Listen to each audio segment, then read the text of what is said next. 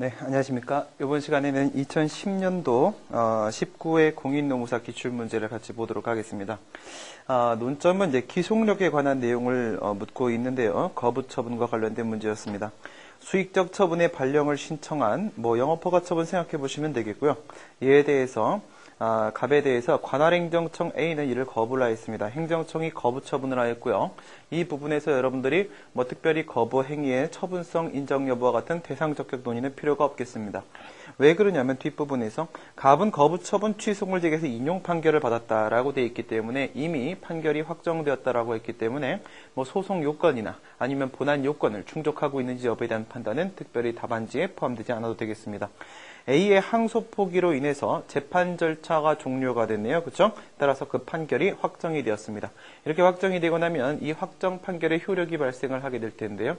그에 따라서 형식적 확정력으로서의 불가쟁력이라거나 아니면 자방력, 실질적 확정력으로서의 기판력, 그리고 법률관계 변동을 초래하는 형성력 및 소송상 당사자에게 그 형성력이 원용되는 제3자요, 대세요와 함께 그리고 이제 기속력 얘기가 나오게 될 것입니다. 지금 이 문제는 기속력과 관련된 문제고요. 위 확정 판결에도 불구하고라고 했습니다. 이것은 바로 반복금지효 위반 여부에 대한 문제를 묻고 있는 것인데요. A가 재차 거부 처분을 한다라고 되어 있는데 이것은 바로 재처분을 하는 과정에서 동일한 거부 처분을 할 수 있는 경우들을 한번 나열해 보라고 하고 있습니다. 그렇다면 왜 재차 거부 처분 이런 논의가 나오는지도 한번 생각해 볼 수 있겠죠. 우선 문제를 판서를 통해서 전체적으로 한번 살펴보도록 하겠습니다. 현재 문제에 따르게 되면 관할행정청 A의 거부 처분에 대해서 취소를 제기했고 그에 따라서 취소 판결이 나왔다라고 볼 수 있겠죠. 그럼 여기서 이렇게 거부 처분 취소 판결이 나왔다 이렇게 생각을 해보도록 하겠습니다.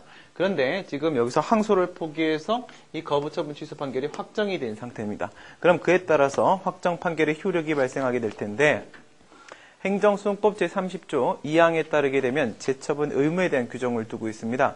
거부 처분에 따른 취소 판결과 그에 따른 재처분 의무 규정을 두고 있단 말이죠. 그래서 여기에 30조 2항에 따른 재처분 의무가 처분행정청에게 부과됩니다. 그에 따라서 이제 재처분을 하게 되겠죠. 이에 따라 재처분을 하게 되는데 그 재처분을 하면서 말이죠. 재처분을 하면서 재차 다시 거부 처분을 한다라고 했습니다. 원래 이제 개정 처분이 거부 처분이었습니다. 그리고 지금 다시 거부 처분을 한다라고 하고 있습니다. 이 얘기는 바로 뭐죠? 동일한 내용의 처분을 하고 있다라는 것이죠. 동일한 형태, 동일한 효과를 발생시키는 동일한 내용의 처분. 이와 같이 동일한 처분을 할 수 있는 가능성을 묻고 있는데 이것이 의미하는 것이 바로 무엇이냐면 기속력에 위반되지 않는 범위 내에서는 이와 같은 동일한 거부 처분을 할 수 있기 때문에 이것은 바로 기속력 위반 여부에 대한 문제였다라고 볼 수가 있겠네요. 즉 기속력에 위반되지 않는 범위 내에서 다시금 거부 처분을 할 수 있다는 점에 있어서 기속력의 적용을 받냐 안 받냐 여기서 얘기하는 이 동일한 거부 처분이 기속력의 적용을 받는지 여부에 대해서 판단을 해보시면 되겠고 기속력에 위반되지 않는다라고 했으니까 위반의 문제는 바로 반복금지효의 문제이다. 반복금지효는 행정소송법 30조 1항에 근거를 두고 있다라고 보게 됩니다. 행정소송법 30조 1항은 사실 반복금지 의무를 부과하는 규정은 아닙니다. 이건 반복금지 의무를 규정하고 있는 게 아니죠. 재처분 의무를 직접 규정하고 있는 것은 30조 2항하고 3항이 있습니다. 하지만 30조 1항은 무엇이냐면 일반적 기속력 규정이란 말이에요. 그런데 기속력의 내용에는 여러분들이 여기서 보시다시피 반복금지 의무하고 재처분 의무하고 원상회복 의무하고 이렇게 세 가지를 볼 수 있습니다. 근데 이 중에 얘는 소극적 의무, 소극적 효력에 대한 문제고 얘네들은 적극적 의무, 적극적 효력에 대한 문제입니다. 여기 적극적이라는 부분이 빠져 있네요. 추가해서 넣도록 하겠습니다. 적극적 의무, 적극적 효력에 대한 문제이다. 그럼 여기서 이와 같은 적극적 효력은 별도의 명시적 근거 규정이 있을 때만 인정될 수 있지만 이와 같은 소극적 의무 규정의 경우에 있어서는요. 별도의 명시적 규정이 없어도 인정될 수 있습니다. 즉 얘 같은 경우에는 일반적 기속력 규정에 근거해서 반복금지 의무가 부과된다라고 볼 수 있다 이거죠. 통상은 기속력이라고 하게 되면 반복금지효, 그리고 재처분 의무, 원상회복 의무 이렇게 말을 하지만 지금 제가 위쪽에서 뭐라고 했냐면 기속력이라는 것은 무엇이다라고 그 의의를 정의를 하면서 확정 판결의 취지에 따라서 판결의 취지라는 것이 중요한 부분이죠. 신청에 따른 처분을 그대로 해야 되는 것은 아니고요. 판결의 취지에 따른 처분을 하면 족한 것이죠. 그래서 판결의 취지에 따라서 행정기관이, 이때 행정기관은 당연히 처분행정청과 관계행정청이 될 것이고, 행정기관이 행동을 해야 되는 의무를 말하는 것이다 라고 제가 이렇게 정의를 했기 때문에 밑에서도 반복금지효라는 표현을 사용하지 않고 의무로서 반복금지 의무라는 표현을 이렇게 쓰고 있습니다. 두 번째로 기속력에 대한 논의이기 때문에 기속력과 관련된 내용들을 여러분들이 적시해 주셔야 되는데, 의하고 법적 성질, 종류, 그리고 이 오른쪽에 보시게 되면은 기속력의 적용 범위, 이렇게 네 가지 논의를 해주시면 됩니다. 두 번째로서 기속력의 법적 성질을 보시게 되면, 기속력이라는 것이 기판력의 하나의 속성으로서 기판력과 동일한 것으로 볼 것인가, 아니면 기판력과 구별되는 별개의 효력으로 볼 것인가에 대한 학설 대립이 있습니다. 그래서 지금 만약에 여러분들이 기판력설 따라버리게 되면요, 그냥 기판력 논의 가지고 처리하셔야 되니까 여러분들 어쩔 수 없이 일로 오셔야 된다는 거, 이건 이제 문제를 많이 풀어보게 되면 그런 구조적인 흐름이라는 거 느끼실 수 있을 텐데요. 여기서 이제 기판력설하고 특수유력설하고 이렇게 학설 대립이 있습니다. 그런데 이 특수유력설을 취할 것인데, 기판력설은 뭐라고 하고 있는지 이렇게 한번 보도록 하겠습니다. 지금은 이제 거부처분이라고 했으니까 이 A처분을 거부처분으로 보셔도 상관이 없습니다. 어떤 A처분이 있는데 그 처분에 대해서 취소를 제기했습니다.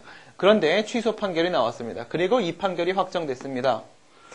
취소 판결이 확정된 다음에 동일한 처분으로서 다시금 A 처분을 하게 되면은 이것은 반복금지에 위반돼서 위법한 처분이 돼버립니다. 이건 왜 위법하죠? 이건 무효라고 했으니까 무효냐 취소냐에 대한 논의를 하기 위해서는 우선은 위법한지 여부를 생각해 보셔야 될 텐데, 이 위법성이라는 것은 반복금지 의무의 근거 규정으로서 행정소송법 30조 1항에 위반됐기 때문에 위법이다, 이런 식으로 볼 수 있겠죠. 그래서 반복금지요, 반복금지 의무 위반이어서, 즉 30조 1항 위반이어서 위법하고, 또한 이와 같은 경우에 동일한 처분을 한다는 것은요, 고작 일개 행정청이 법원의 판단에 정면으로 도전하는 것이기 때문에 이것은 그냥 무효라고 보게 됩니다. 판례도 그렇게 보고 있죠. 그래서 이것은 위법 무효가 돼버립니다. 그러니까 위법 무효가 돼버리게 되면 이 흐름은 어디 있는 거냐면, 이거 판례에 있는 흐름이에요. 그대로 가져온 건데, 위법 무효가 되게 되면 다시 이걸 다투게 되겠죠. 근데 이건 무효이기 때문에 무효확인 소송을 제기하게 될 것입니다. 무효확인 소송을 제기하게 되면은 이때 무효확인 소송의 수서법원은 어떻게 판단해야 될 것인가? 이 앞에 있는 취소 얘가 뭐가 되는 겁니까? 얘가 바로 전소가 되는 겁니다. 뒤에 있는 이 무효확인 소송 얘가 뭐가 되는 겁니까? 얘가 바로 후소가 되는 겁니다. 이렇게 봤을 때 기판력에 대한 문제로 고려를 해보시게 되면 전소법원의 판결에 후소법원은 구속될 수밖에 없죠. 그걸 뭐라고 불러요?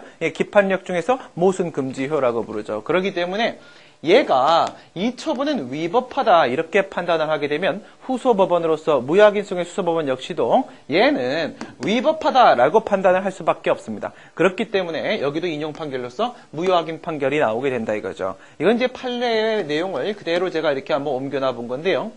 이런 식으로 봤을 때 기판력설은 뭐라고 하냐면, 여기에는 얘 전소법원의 요 판단과 여기에는 요 뒤에 있는 후소법원의 판단이 이렇게 똑같이 A 처분을 위법하다라고 동일해질 수밖에 없는 이유는 바로 기판력 때문이다 이거죠. 기판력. 이것은 이제 소송 당사자에게 적용되는 기판력은 아니고 후소법원에게 적용되는 기판력으로서 모순금지효에 대한 문제가 됩니다. 그렇다면 이 빗금친 부분, 여기서부터 여기까지에 대한 문제는 바로 기판력의 논의라는 것이죠. 그런데 기속력에 대한 문제가 이 중간에 이렇게 포함되어 있다 이겁니다. 그래서 여기에 인용 판결이 확정되었음에도 불구하고 무슨 말씀이에요?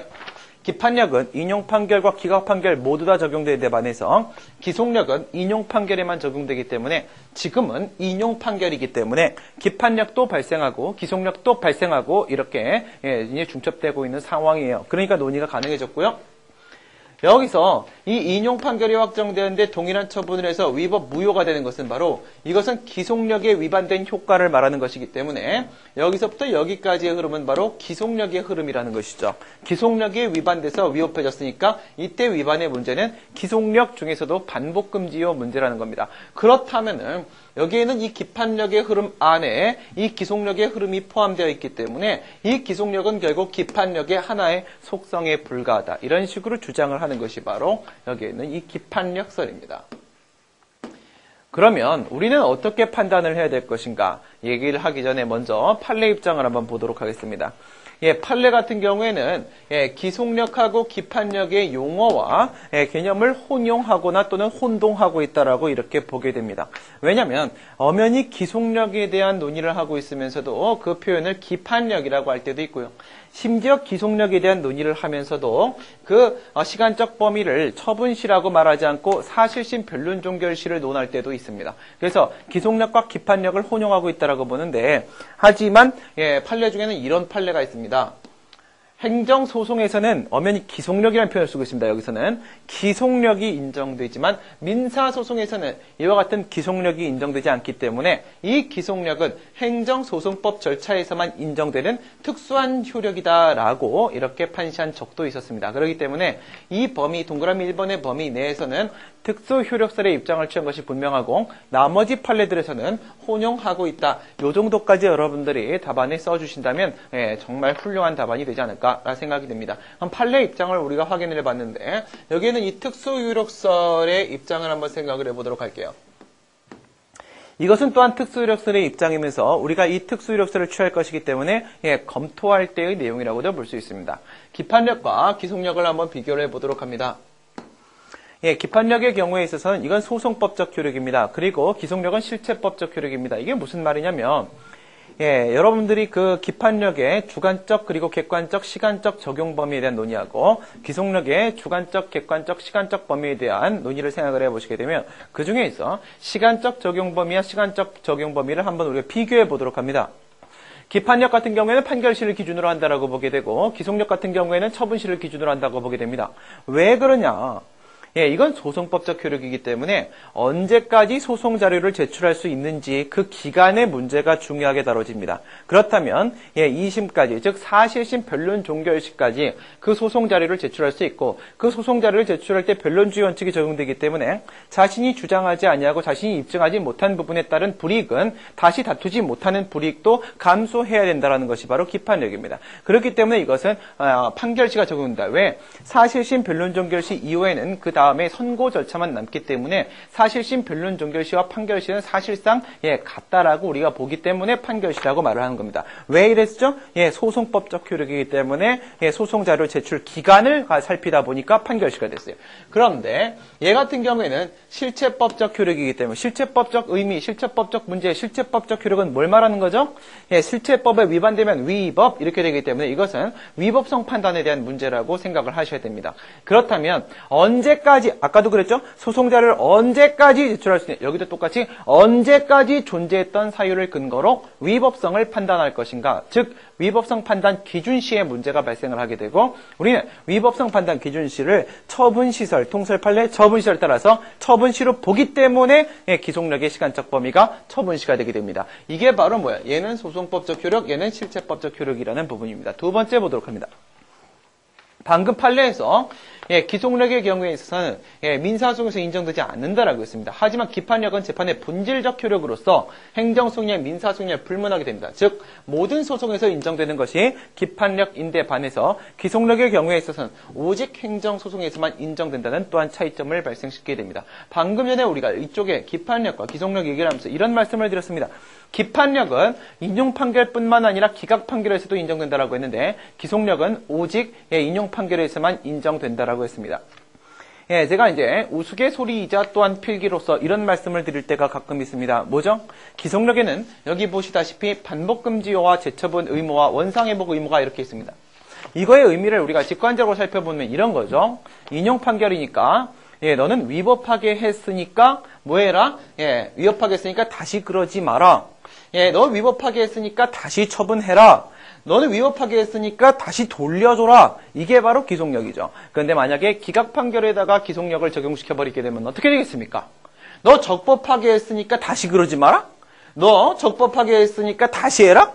너 적법하게 했으니까 그냥 돌려줘. 말도 안 되는 소리가 나오게 됩니다. 그래서 기속력은 기각 판결에서는 인정될 수 없게 됩니다. 이런 차이가 또 발생하고 있죠. 기판력의 경우에 있어서는 기각 판결과 인용 판결 모두 다 모든 판결 그리고 기속력의 경우에 있어서는요 인용 판결에서만 인정된다는 또한 차이가 있습니다. 여기서 심화학습 들어가 보도록 합니다. 그러면 기판력과 기속력이 각각 판결에서 인정되는 것은 무엇이 있을까요?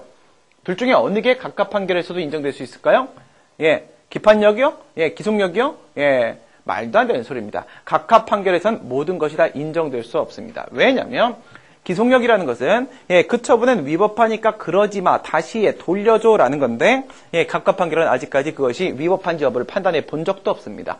그 다음 기판력이라는 것은 뭐야? 기판력은 이미 판단했다 이건데 각하 판결은 아직 판단해보지 않았습니다. 그렇기 때문에 기속력도 기판력도 각하 판결에는 둘 다 미치지 않아요. 그 다음 마지막으로 보시게 되면 그 주관적 범위 적용 대상 소송 당사자와 후소법원 얘한테는 일사부재리효 얘한테는 모순금지효 그 다음 처분행정청과 관계행정청에게 적용된다는 점에서 그 적용 대상도 달라지게 됩니다. 따라서 기판력과 기속력은 별개의 효력이라고 볼 것이고 특수효력설의 입장이 타당하다라고 처리하시면 되겠습니다. 그 다음 이제 세 번째 기속력의 종류를 보도록 합니다. 아까 말씀드린 대로 소극적 의무를 부과하는 게 요거 하나 적극적 의무를 부과하는 게 요거 두 개 이렇게 나누게 됩니다. 반복금지요 반복금지 의무의 경우에 있어서는요 위반이 언제 되느냐가 제일 중요한 건데 그 위반 요건으로서는 동일 당사자 그리고 동일한 사유 동일한 처분 이렇게 세 가지 요건이 모두 충족되게 되면 기속력 반복금지에 위반된다라고 보게 됩니다. 이 뒤에 있는 내용은 조금 있다가 이쪽의 내용을 처리하고 나서 그 다음 추가로 말씀을 드리도록 하겠습니다. 그 다음에 이제 재처분 의무의 경우를 보시게 되면 반복금지에 위반되면 위반의 효과가 어떻게 되는지 아까 여기서 보셨죠? 위법, 무효, 기속력, 위반 효과 이것은 바로 반복금지와 위반이다. 반복금지와 위반 효과는 위법, 무효다. 반복금지 의무 이 부분에서 논의되는 것이고요. 그 다음에 재처분 의무 보시게 되면 적극적 의무이기 때문에 위반의 문제가 아니라 불이행에 대한 문제입니다. 이것은 행정소송법 30조 2항과 30조 3항에서 다루고 있고 규정을 해놓고 있고 30조 2항은 거부처분 취소 판결에 따른 재처분 의무를 규정하고 있고 30조 3항은 절차상 하자에 따른 취소 판결 시에 재처분 의무를 규정하고 있습니다. 얘 같은 경우에는요 거부처분에 대한 취소 판결을 받아가지고 형성력이 인정되고 거부처분이 처음부터 없었던 것으로 돼봐야 소용이 없다 이거죠. 왜 그렇죠? 영업허가 신청했다가 거부당했는데 거부처분 없으면 뭐합니까? 결국 신청이 있었던 상태로 되돌아갈 뿐이라는 것이죠. 그래서 재처분을 해주지 않으면 실질적 권리구제가 안 됩니다. 그래서 실질적 권리구제라는 측면에 있어서 이 같은 재처분 의무를 인정하고 있습니다. 그 다음에 30조 3항의 경우에서는 이런 거죠. 제3자효 행정행위를 여러분들 생각을 해보시면 되겠습니다. 여기서 제3자효 행정행위에서 갑이 영업허가 신청을 했는데 이거에 대해서 영업허가 처분을 해줬어요. 그런데 이 침익적 효과를 경험하는 처분상 제3자가 있습니다. 이 처분상 제3자가 그 영업허가 처분에 대해서 불만이 많습니다. 그런데 딱 보니까 행정청이 갑에게 허가를 해주면서 이유 제시를 안 했더라 이겁니다. 청문을 실시하지 않았더라 이겁니다. 절차상 하자가 있네 라고 해서 취소를 제기합니다. 그러면 법원의 입장에서는 절차상 하자에 따른 취소 판결을 할 수밖에 없습니다. 그럼 갑에게 나왔던 영업허가 처분이 없어져 버리지 않습니까? 근데 갑이 뭘 잘못했습니까? 잘못한 게 없죠. 갑은 모든 요건을 다 구비하고 제대로 왔습니다. 그런데 행정청이 미스해서 행정청이 실수해서 그 허가 처분이 없어져 버린 겁니다. 그러면 그 허가 처분을 신청했던 신청인으로서 갑만 바보가 돼 버리는 거죠. 그렇죠? 갑이 바보가 아니라 천재가 되게 해주기 위해서는 뭐가 필요합니까? 재처분 의무가 필요할 수밖에 없습니다. 그렇죠? 그래서 재처분 의무는 신청인의 이익을 보호하기 위해서 이와 같이 인정된다. 그런데 간접강제 규정이 있습니다. 이건 또 뭐냐면 이 같은 재처분 의무가 부과가 되는데 재처분 의무를 불이행했을 때 재처분 의무를 이행하도록 확보할 수 있는 방법이 필요해지게 됩니다. 이게 바로 간접강제인데 34조에 보면 34조의 제목이 이겁니다. 거부처분 취소 판결의 간접강제 이렇게 돼 있어요. 그래서 이 간접강제는 이 위쪽에 있는 30조 2항에서 연결된 문제다라고 볼 수 있겠습니다. 간접강제라는 건 여러분들 잘 알고 계신 대로 1심 법원에 간접강제 신청을 하게 되면은 즉시 해주기도 하고 또는 상당한 기간을 정해주기도 하고 그때까지 재처분 의무를 이행하도록 의무 이행 기간을 정해줍니다. 그리고 그 기간이 지날 때까지 끝내 재처분을 안 하게 되면은 그에 따라서 신청인이 뭔가 손해를 발생당하고 있겠죠, 그렇죠? 이런 경우에는 배상 명령하도록 하는 배상 명령 제도가 바로 간접강제인데 이것은 심리적 압박 방법, 심리적 강제 방법인 것이지 정말로 이제 배상을 해주는 것이 목적이 아니다라는 특징이 있습니다.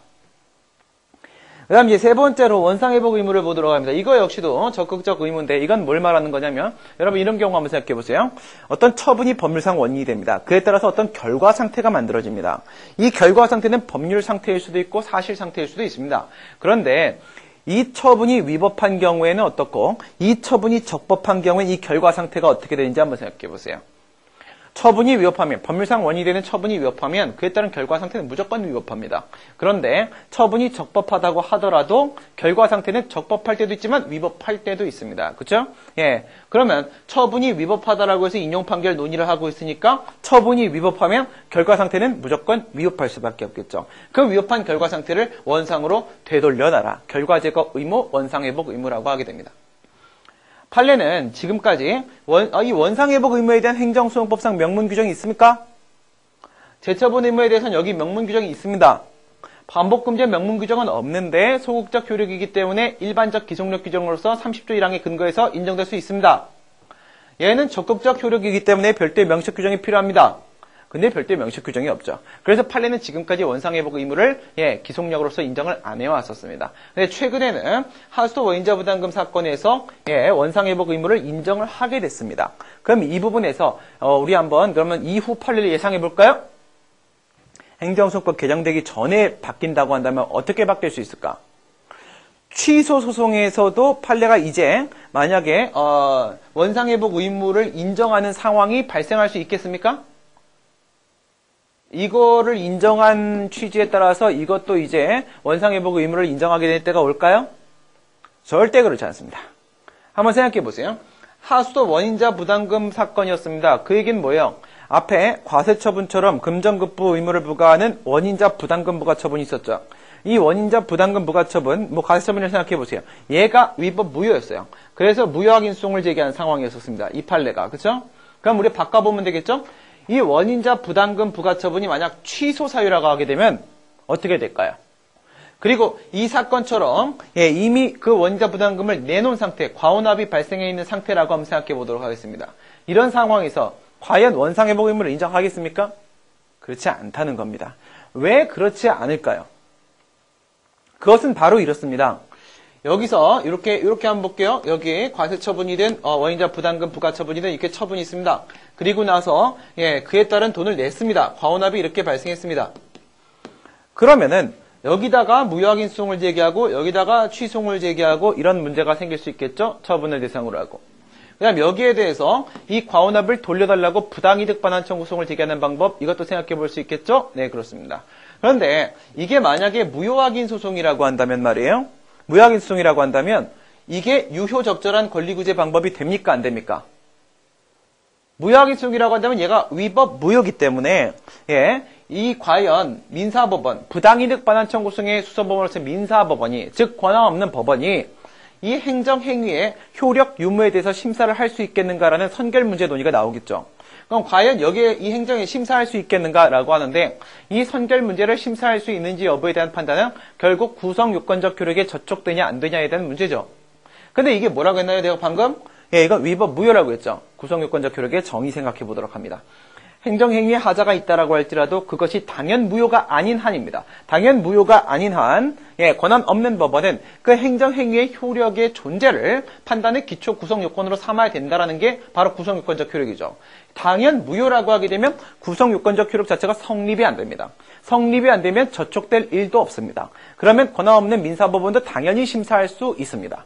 그러면 부당이득 반환 청구소송의 수서법원은 이 행정행위의 효력이 없고 그래서 부당이득이 성립된다라고 누구의 힘을 빌리지 않아도 취소의 힘을 빌리지 않아도 혼자서 판단할 수 있습니다. 그럼 얘는 뭐예요? 이 부당이득 반환 청구소송은 이 과온합을 돌려받을 수 있는 아주 유효적절한 방법이 맞습니다. 그러니까 이 유효적절한 방법이 있음에도 불구하고 굳이 무효확인 소송을 제기할 필요가 있겠는가라는 문제인식이 있었는데 지금 같은 경우에는 이 무효확인 소송을 제기해도 원상회복 의무를 인정하기 때문에 나중에 다시 부당이득 반환 청구소송을 제기하지 않는다고 할지라도 직접 돌려받을 수 있게 되었다 이런 의미죠. 그런데 말이에요. 만약에 이게 취소 사유라고 한번 보겠습니다. 위법하지만 여전히 유효한 상황이라고 한번 생각해 보세요. 이 부당이득 반환 청구소송 이게 유효적절한 방법입니까? 아니죠. 그렇죠? 왜? 아까 전에 이게 무효라고 하게 되면 이 선결 문제는 원래부터 효력이 없는 것을 효력이 없다라고 확인만 하면 되는 것이기 때문에 효력 확인이라는 선결 문제가 등장했었습니다. 그런데 여기서는 유효하게 존재하고 있고 이 효력이 없어져야지만 법률상 원인 없는 이득이다라고 해서 부당이득이 성립될 수 있습니다. 그렇게 하기 위해서는 이 권한 없는 법원이 이 효력을 부인할 수, 제거할 수 있어야 되는데 방금 제가 뭐라고 했습니까? 행정행위 하자가 있다라고 할지라도 당연무효가 아닌 한이라고 했습니다. 당연무효가 아니면 어떻게 된다고요? 구성요건적 효력이 있다고요. 구성요건적 효력이 있으면 권한없는 법원이 이거에 대해서 효력분이란 심사를 하러 들어갈 때 구성요건적 효력이 온몸으로 막을 겁니다. 막아버리게 되면 얘는 이 효력을 부인할 수가 없습니다. 그럼 부당이득이 성립이 안 됩니다. 이건 유효적절한 권리구제 방법이 되지 못합니다. 그럼 어떻게 해야 돼요? 별도로 취소를 먼저 제기해야 됩니다. 제기해서 효력을 제거시켜야지만 비로소 부당이득 반정 구성도 가능해질 수 있습니다. 아까 얘가 유효적절한 방법이었기 때문에 얘와의 관계에서 원상회복 의무를 인정하냐 안 하냐에 따른 결과가 달라졌었는데 지금은 애당초 얘가 취소해서는 유효적절한 방법 자체가 아니기 때문에 여기서는 원상회복 의무를 취소해서 인정하게 될 가능성은 없다 이겁니다. 정상적인 사고를 하는 법원이라고 하면 그렇게 안 할 거란 말이에요. 그렇죠? 그러니까 요거 확대 해석하면 안 돼요. 요거까지 넓혀질 것이다 이런 식으로 확대 해석하면 안 됩니다. 무효확인 소송의 경우에 있어서는 이 판례에서 뭐라고 했냐면 무효확인 판결의 원상회복 의무를 인정하게 됨에 따라서 더 이상 판례가 이러죠? 다른 유효적절한 권리구제 방법이 있는지를 따질 필요가 없다라고 했어요. 따질 필요가 없다. 즉 보충성 원칙은 필요가 없어지게 되고 보충성 원칙은 확인의 이익의 핵심 요소이기 때문에 이것도 필요가 없어져 버리게 되고 확인의 이익을 포기해버리게 되면 35조에 있어서의 법률상 이익은 이제 즉시 확정 이익이 아니라 법률상 보호이익이 돼버리고 이런 흐름이 있었던 거죠. 그렇죠? 네. 그 다음에 이제 이런 문제를 보도록 하겠습니다. 지금 여기서는 이제 실제 문제를 풀어보도록 할게요. 거부처분 취소 판결이 나왔는데도 불구하고 재차 거부처분을 할 수 있겠는가? 이건 재처분이죠? 재처분을 하면서 거부처분을 할 수 있겠는가라는 문제는 우선 여기서 이게 있었잖아요. 이거 재처분 의무에서 재차 거부처분을 하는 문제. 재처분 의무가 부과하는 그 의무의 재처분이 뭔지를 보셔야 됩니다. 재처분이 뭔지를 보시고 여기서부터 시작을 해서 반복금지 위반 여부에 대한 문제로 밀고 나가서 결론을 내리게 되는 거예요. 왜? 시작은 여기서부터 시작했으니까. 그쵸? 여기서부터 시작을 해보도록 합니다. 그러면 재처분 의무는 뭘까요? 제가 처음에 이런 말씀드렸습니다. 재처분 의무는 판결의 취지에 따라서 행동을 해야 될 의무를 말하는 것이다라고 했습니다. 이건 기속력의 규정이지만 이거는 당연히 재처분 의무의 정의이기도 한 겁니다. 그렇다면 판결의 취지에 따라 얘가 어떤 수익적 허가처분 신청을 했는데 그 신청에 따라서 그대로 처분을 해야 될 의무가 재처분 의무인 것이 아니라 판결의 취지에 따라서 처분해야 될 의무를 말하는 것이다. 이건 뭐예요? 무조건 거부 처분하면 안 되는 거예요. 무조건 허가 처분해야 되는 거예요. 그런데 판결의 취지에 따라서 처분해야 될 의무가 바로 재처분 의무다라고 이렇게 보게 되면 판례도 이렇게 봐요. 이렇게 보게 되면 어떻게 돼요? 무조건 허가 처분해야 되는 건 아니에요. 거부 처분 가능성이 이만큼이라도 있을 수 있다 이거예요. 그렇죠? 여지를 남겨버리게 됩니다. 거부 처분의 가능성, 이 거부 처분의 가능성 여지를 조금은 남기게 돼요. 그러면 이 여지의 범위를 거부 처분이 가능한 여지의 범위를 왜 이런 말씀드려요? 여기 이거 있잖아요. 기속력에 위반되지 않는 범위 이게 바로 뭐예요? 거부 처분이 나올 수 있는 여지의 범위죠. 여기서 여지를 남겼어요. 남겼는데 이 여지는 과연 클까요? 좁을까요? 어느 정도일까요? 라는 판단이 이 동그라미 2번입니다. 판례는 이렇게 말합니다. 나중에 법령이 개정돼서 그 개정된 법령을 근거로 해서 다시금 재처분을 한다고 하더라도 다시금 거부처분을 한다고 하더라도 이것은 행정소송법 30조 2항의 재처분에 해당한다라는 판시가 있습니다. 뭐 한다고요? 법이 개정돼서 개정된 법령에 근거해서 원래 거부처분이 취소 판결을 나왔는데 다시 거부처분을 한다고 하더라도 그거 재처분 맞다! 30조 2항의 재처분 맞다라고 합니다. 그러면 행정소송법 30조 2항에 재처분 의무를 부과할 때 있어서의 그 재처분이란 건 바로 뭐라고요? 판결의 취지에 따른 재처분을 말한다 이거죠? 판결의 취지에 따른 재처분이라는 것은 판결의 취지 중에 이걸 생각해 보셔야죠. 반복금지요에 위반되지 않는 재처분을 말한다 이겁니다. 그래서 동그라미 1번에서 거부처분 가능성의 여지를 열고 그 여지가 어디까지인지는 바로 반복금지에 위반되지 않는 범위까지다라고 우리가 설정을 했습니다. 그럼 이제 뭘 해야 되냐면 어디서부터 반복금지에 위반되지 않는 것인가 그 경계를 나눠봐야 됩니다. 그렇죠? 다시 이렇게 올라오게 됩니다. 근데 기속력 중에 소극적 의무가 반복금지 의무이기 때문에 반복금지 의무에 위반되지 말라는 것은 바로 기속력에 위반되지 말라는 거랑 같은 말입니다. 그러니까 기속력에 위반되지 않기 위해서는 이런 걸 생각해 보셔야 돼요. 여기에는 이 기속력의 적용 범위라는 것은 기속력에 위반은 반복금지예요. 요거란 말입니다. 위반되는지에 대한 판단 기준이 바로 이 적용 범위입니다. 무슨 말씀이냐면 저 적용 범위에 이 세 가지를 모두 다 충족을 해서 기속력에 적용이 된다라고 보게 되면 어떻게 돼요? 기속력에 적용이 된다? 그러면 동일한 거부처분, 동일한 내용의 처분. 여기 내용이란 것은 효과, 형태 이걸 말하는 거예요. 아까 거부처분이었으면 지금도 거부처분. 이러면 동일한 내용의 처분이에요. 이 동일한 내용의 처분이 기속력에 위반되게 돼버립니다. 기속력이 적용되면 위반돼요. 근데 기속력이 적용이 안 된다면 그 사안에서는 기속력 위반이 발생하지 않기 때문에 우리 지금 질문했던 바로 그 재차 거부 처분이 가능해지는 상황이 이렇게 나오게 됩니다. 그렇죠? 그러니까 뭐가 되는 거예요? 이 기속력 적용 범위가 바로 기속력에 위반되는지, 즉 어디까지 재차 거부 처분을 할 수 있는지의 판단 기준이 돼버린다 이겁니다. 그러면 이 적용 범위 세 가지를 보도록 합니다. 첫 번째, 주관적 범위, 객관적 범위, 시간적 범위 이렇게 세 개가 있습니다. 그런데 항상 문제는 여기 또는 여기에서 나오고 여기서 또는 여기서 나오고 여기는 이제 별표가 2개입니다. 여기서 더 많이 나옵니다. 이거는 안 나옵니다. 지금 같은 경우도 마찬가지예요. 우리 아까 전에 얘기하기를 뭐라고 했냐면 처분행정청하고 관계행정청이라고 했습니다. 행정기관이 어떤 행위를 해야 될 의무가 바로 기속력인데 이 행정기관은 바로 처분행정청 그래요. 그럼 여기 처분행정청 관계행정청. 문제에서 뭐라고 했냐면 관할행정청 A가 거부했고 거부처분 취소 판결이 나왔고 관할행정청 A가 다시 거부처분을 한다고 했습니다. 그러면 얘는 누구예요? 처분행정청입니다. 그러니까 얘는 처분행정청이니까 원래 거부의 처분을 했던 그 행정청이 다시 재거부 처분을 하는 것이어서 우선 얘라는 건 분명합니다. 그러니까 주관적 범위는 충족하고 있는 게 맞습니다. 그러면 이거는 패스예요. 그러면 이 부분하고 이 부분에서 재차 거부 처분을 할 수 있는 가능성이 열리게 될 겁니다. 그럼 객관적 범위를 보도록 합니다. 기속력의 객관적 범위는 우리가 뭐라고 얘기하냐면 당해 처분의 구체적 위법 사유라고 하게 됩니다. 그러니까 우선 동일한 처분을 한다라고 했을 때 그 처분이 그 취소 판결의 대상이 됐던 그 처분과 사실상 같은 처분이라고 볼 수 있어야 됩니다. 그래야지만 우리가 당해 처분이다라고 얘기를 할 수 있고 그 다음에 지금 여기서 재처분을 하면서 동일한 처분을 하게 되는데 그 재처분을 할 때 동일한 처분을 한 사유가 취소 판결의 구체적 위법 사유하고 겹치면 안 됩니다.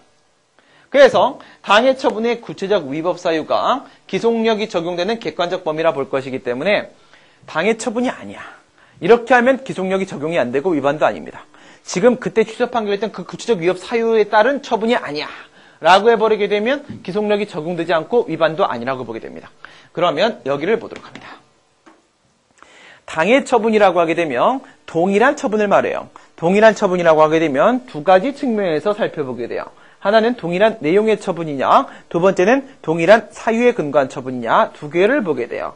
첫 번째 동일한 내용의 처분이라는 것은 아까 그게 거부 처분이고 지금 그게 거부 처분이면 동일한 내용의 처분인 게 맞아요. 그러니까 여기서 문제되는 경우가 없어요.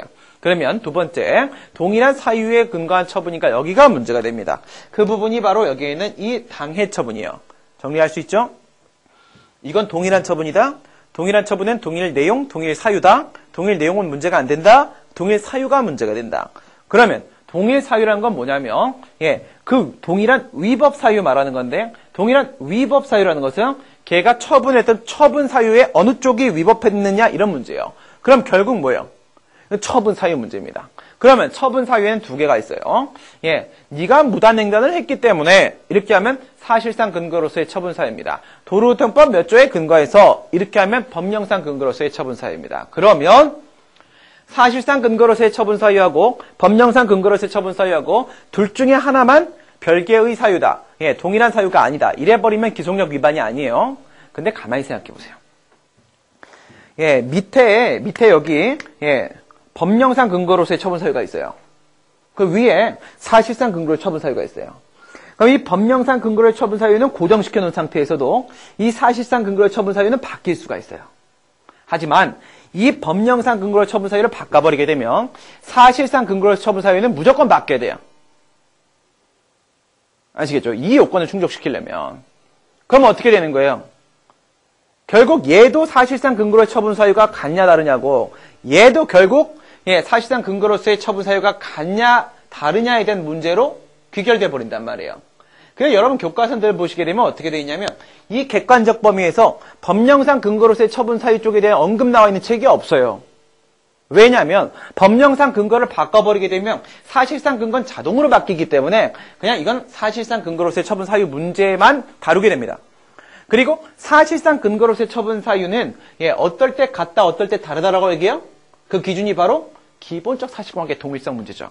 그러니까 여기는 뭐만 논의하는 겁니까? 이 부분에서는 기본적 사실관계 동일성 이것만 논의하는 겁니다. 그래서 교과서에서 법령상 사실상 두 개가 있는데 법령상을 버린단 말이에요. 사실상으로만 데리고 온단 말이에요. 거기에는 기본적 사실관계 동일성 문제밖에 없단 말이에요. 그냥 이것만 논의한단 말이에요. 무슨 말인지 알겠죠?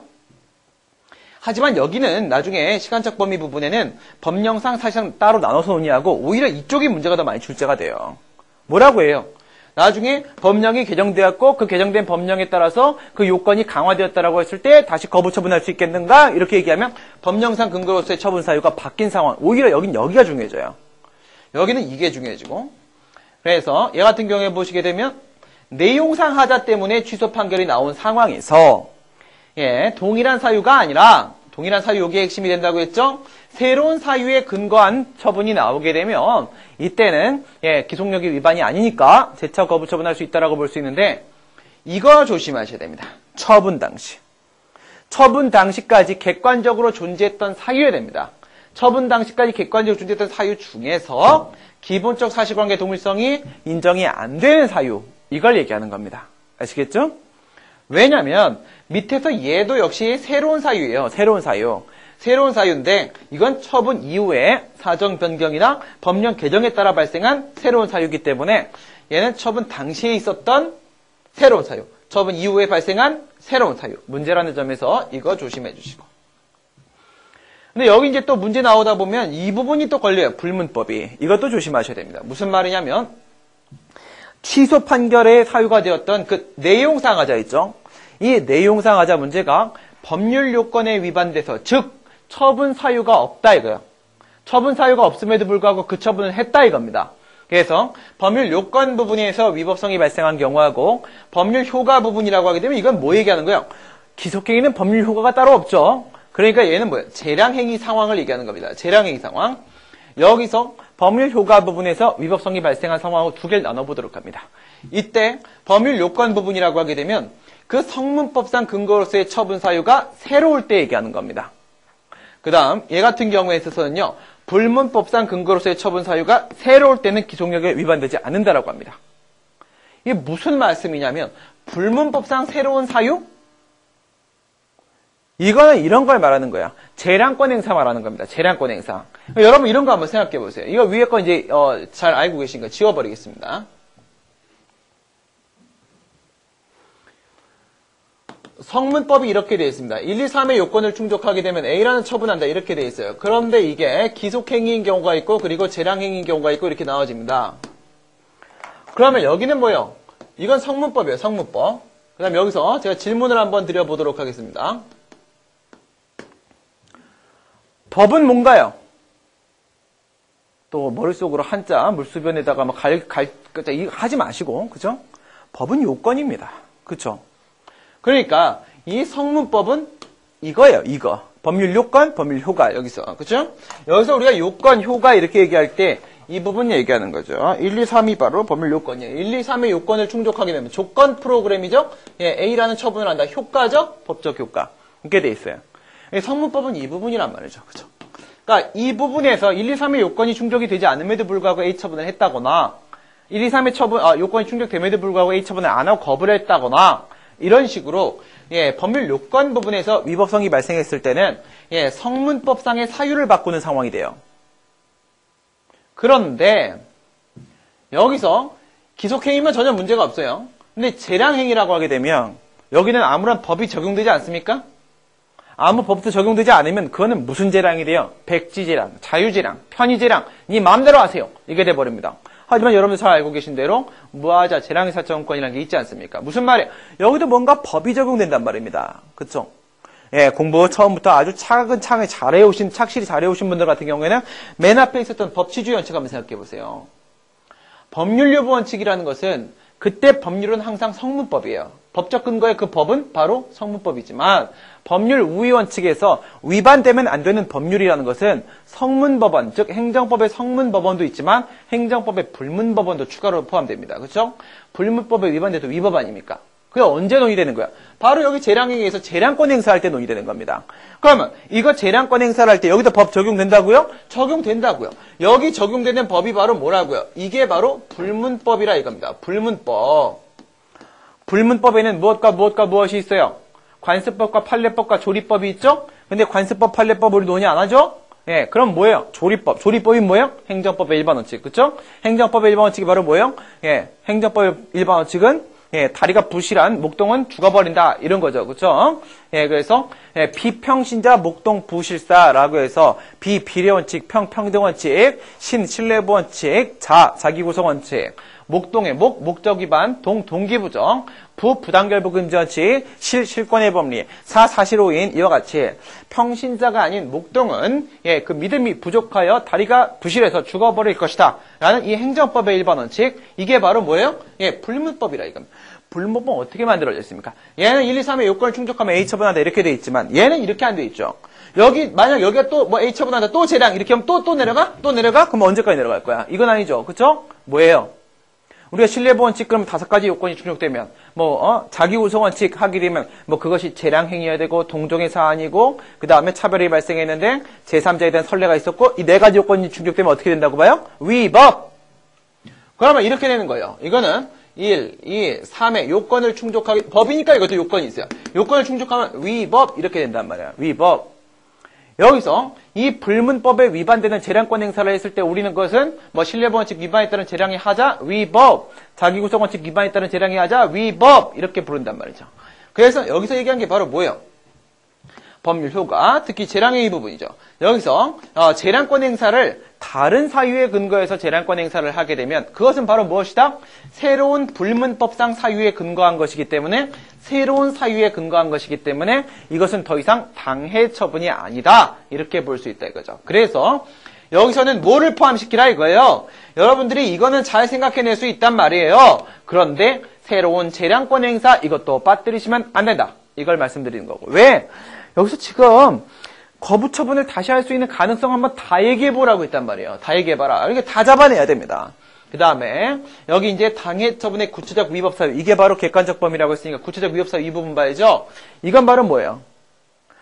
청문을 미실시해서 절차상 하자에 따른 취소 판결이 나왔을 때 취소 판결 이후에 다시 청문을 실시하고 나서 동일한 처분을 하게 되면 어떻게 돼요? 여기에 있었던 그 구체적 위법 사유가 여기는 없어요. 없기 때문에 기속력 위반이 아니라고 보죠. 이게 바로 어디서 나오는 것이냐? 이 새로운 사유는 사유 문제니까 이거는 내용상하자 쪽에서 이것 때문에 취소 판결이 나왔을 때 얘 같은 경우에 절차상하자에 따른 취소 판결이 나왔을 때 논의되는 것으로서 미실시했던 청문을 실시한다거나 흠결했던 이유 제시를 하고 나서 동일한 처분을 하는 것처럼 위법 사유 시정한 동일한 처분을 했을 때는 기속력이 위반되지 않는다라고 보게 됩니다. 마지막으로 이제 시간적 범위 보도록 할게요.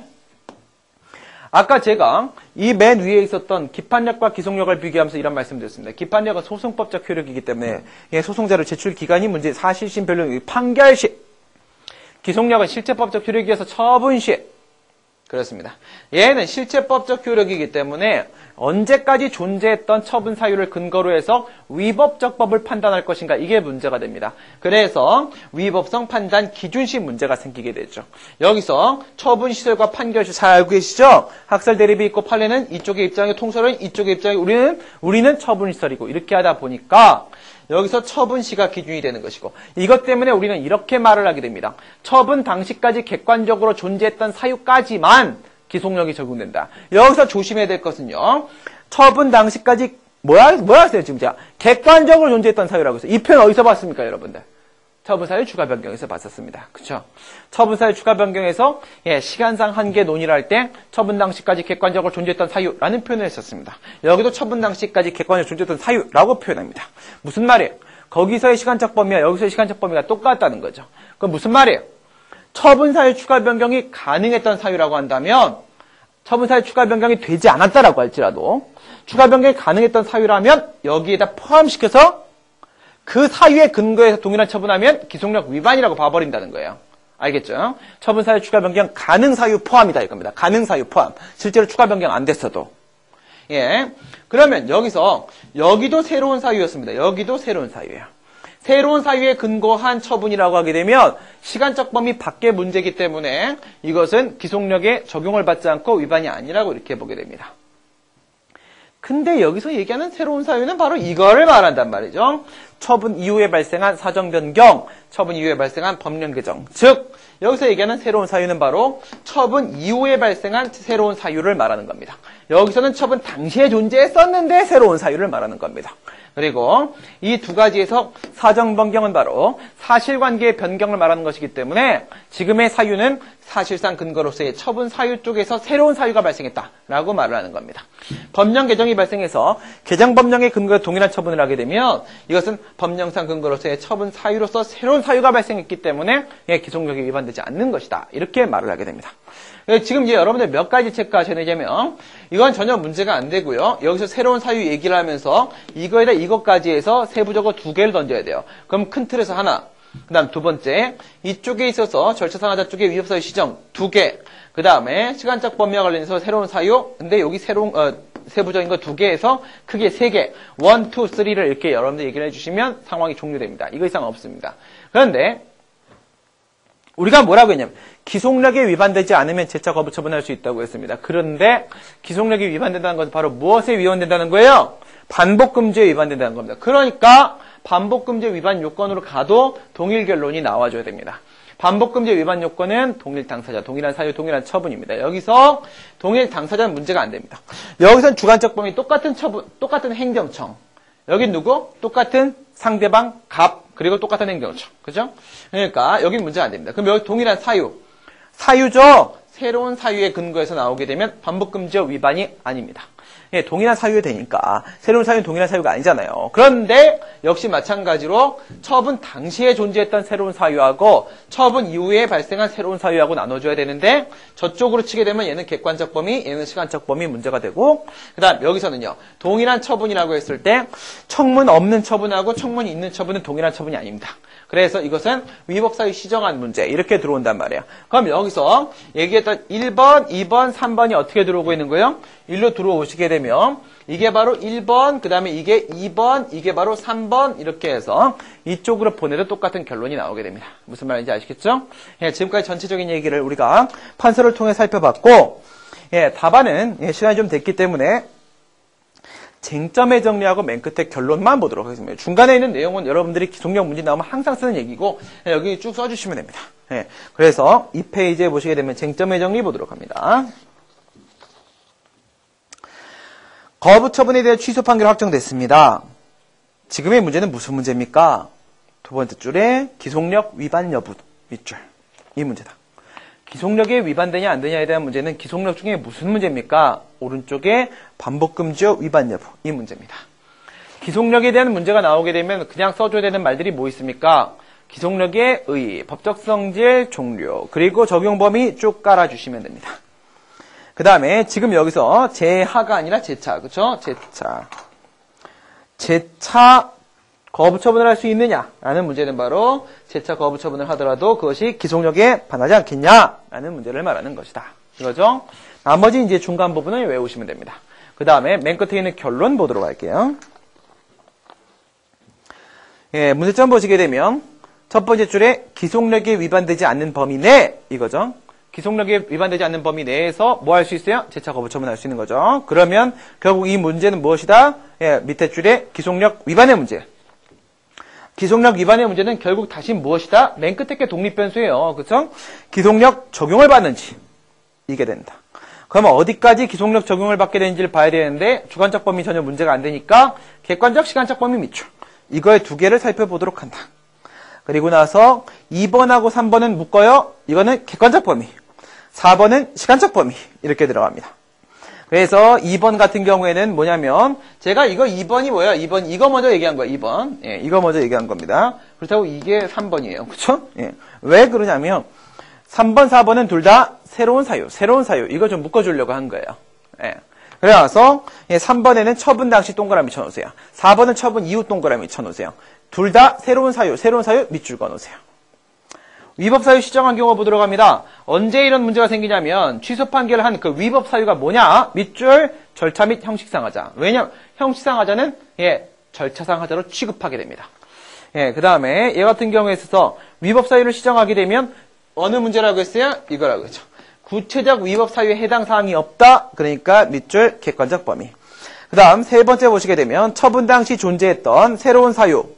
처분 당시 존재했던 새로운 사유는 결국 뭐라고 했습니까? 밑줄 기본적 사실관계 동일성. 이거 문제가 됩니다. 그런데 아까 제가 못 빠뜨리지 말라고 했어요. 맨 밑에 보세요. 처분 사유가 없음을 이유로 한 경우 밑줄 그고 동그라미 1 해보세요. 네 번째 줄에 처분 사유가 없음을 이유로 한 경우 동그라미 1번 해보세요. 이게 바로 뭐예요? 성문법상 요건 위반. 성문법상 요건에 그 처분 사유가 없는데도 불구하고 너 왜 그 처분하니? 이거예요. 그쵸?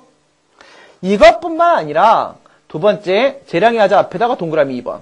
재량의 하자에 따른 취소 판결이 나온 경우에도 처분 당시 존재했던 새로운 사유 이런 문제가 생긴다 이겁니다. 왜 그래요?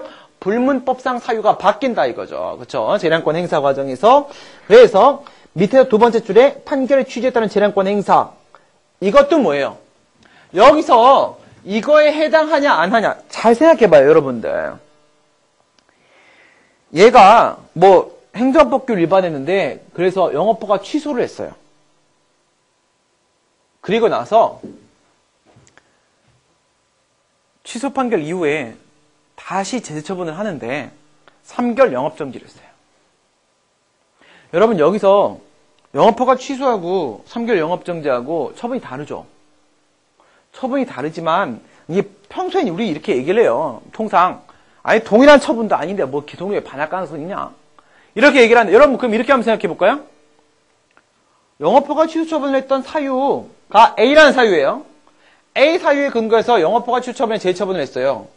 그랬더니 법원이 뭐라고 했냐면 A라는 사유에 근거해서는 재처분할 수 없다라고 취소 판결을 했어요. 다시 A라는 사유에 근거해서 3개월 영업정지를 했어요.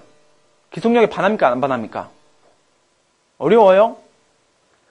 똑같은 처분이 아니니까 기속력에 반할 가능성이 전혀 없어요? 아니에요. 이거 기속력에 반해요.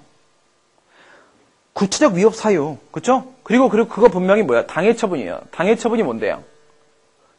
동일한 사유에 근거한 처분 이렇게 봐줍니다. 물론 그렇게 안 보시는 분도 계시지만 그렇게 봐준다 이거예요. 그러니까 이걸 생각해봐요. 여기서 만약에 그냥 편하게 생각해 동일한 내용의 처분을 했다고 생각하시고요. 근데 처음에 재량권 행사를 할 때의 근거가 A라는 재량권 행사 근거였는데 이번에는 B라는 재량권 행사의 근거예요. A와 B의 기본적 사실관계 동일성이 인정이 안 된단 말이에요. 그러니까 여기서 재량권 행사에 대한 문제도 역시 맨 끝에 보세요. 재량권 행사의 문제도 다른 기본적 사실관계 동일성이 인정 다른 사유에 근거해서 재량권 행사를 했다. 이것도 결국 기본적 사실관계 동일성 문제가 맞단 말이에요. 그러니까 위쪽에서 처분 사유 없음 쪽에 적용시켰던 그 기본적 사실관계 동일성이 재량권 행사 쪽에도 그대로 적용되고 있다 이겁니다. 아시겠죠? 그러니까 이 논의가 포함된다 이거고 그 다음에 이제 처분 이후에 발생한 법령 개정 사전 변경에 대한 문제인데 여러분 요거 한번 보실래요? 5페이지 보세요. 5페이지. 이거는 처분 이후에 처분 시점이 기준인데 처분 이후에 발생한 거니까 시간적 범위 문제인 건 당연한 거고요. 괄호를 보세요. 일반적으로 처분 이후에 발생한 새로운 사유, 법령 개정 사전 변경이죠. 새로운 사유는 기본적 사실관계 동일성 역시 인정되지 않는다고 봅니다. 무슨 말씀인지 아시겠어요? 특히나 이걸 보세요. 특히나 사정 변경이 발생해서 이 사정 변경에 따라 발생한 사유를 근거로 해서 동일한 내용의 처분을 한다. 라고 하게 되면요. 이건 당연히 뭐예요? 기본적 사실관계가 다른 사유에 근거해서 이루어지는 거죠. 그러면 이런 일이 발생한단 말이에요.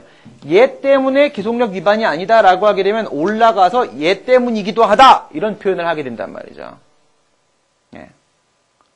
근데 아닐 때가 뒤에 이렇게 제가 좀 더 설명을 해놨는데 그것까지는 안 나와요. 그렇게 나오면 다 죽어요. 그렇죠? 그러니까 여러분들 어떻게 생각하시냐면 이쪽에 문제가 발생하면 얘를 항상 끌고 다닌다. 알겠죠? 그러니까 여러분 교과서도 그렇게 돼 있어요. 교수님 교과서도 시간적 범위 논의를 막 하다가 시간적 범위 얘기하고 있는데 갑자기 기본적 사실관계 동일성이 없다 이런 소리가 나와요. 왜냐하면 여기서 얘네들 때문에 발생한 사유를 근거로 하다 보면 이쪽에 있어서 이 기본적 사실관계 동일성이 깨지는 결과를 수반하는 게 거의 90%이기 때문에 그렇습니다. 알겠죠? 예, 그래서 지금까지 우리가 다시금 재차 거부 처분을 할 수 있는 가능성을 모두 다 살펴봤는데 몇 개가 나왔습니까? 크게 봐서 총 4개가 나왔죠. 완전 세부적으로 들어가면 총 6개가 나왔습니다. 이거를 여러분들이 기억을 해놓게 되면 기속력과 관련된 사례 문제가 분설로 막 들어와도 다 막아낼 수 있다 이거예요. 그죠? 이거 하나면 기속력 문제는 끝난다. 이렇게 생각을 해주시면 되겠습니다. 지금까지 19회 공인노무사 문제 기속력과 관련된 논의를 같이 해봤습니다. 수고들 많이 했습니다. 수고하셨습니다.